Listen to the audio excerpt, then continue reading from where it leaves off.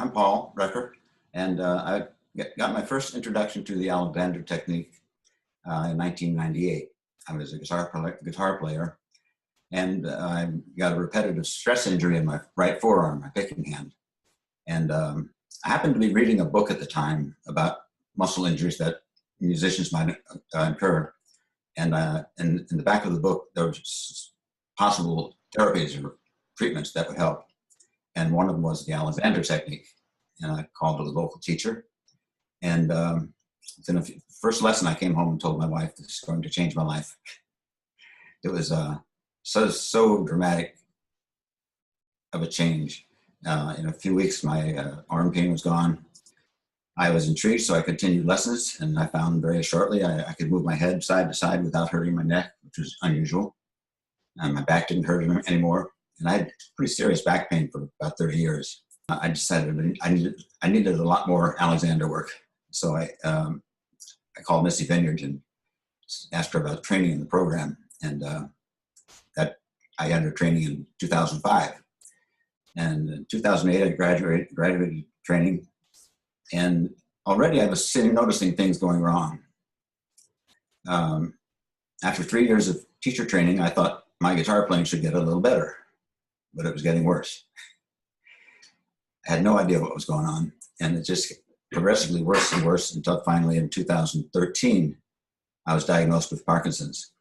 I was actually relieved when I got a diagnosis because I thought, well, that explains things. Then I understand what's going on. And then I could trust my skills in the ALEXANDER technique, and I could control anxiety. I could control tremors to a certain extent. You're losing control.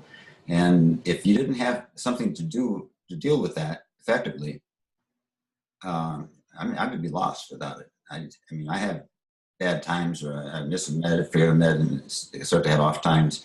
And I can recover pretty quickly and get my meds back up where they are. But I can bridge that gap pretty well. I have to be careful with my speech because it can get garbled and mumbly.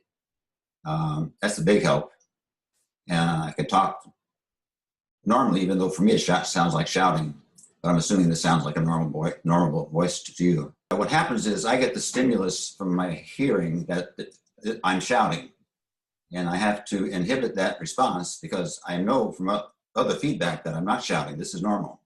So I have to let that uncomfortableness with the loudness just go away. I don't need it. Find some other way to speak. First of all, I guess I was impressed by how many people living with Parkinson's were at the conference. So it gave me some inspiration that you can keep going.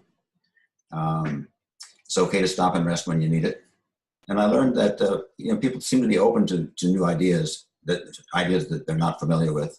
They're willing to try things for the most part. So it's encouraging.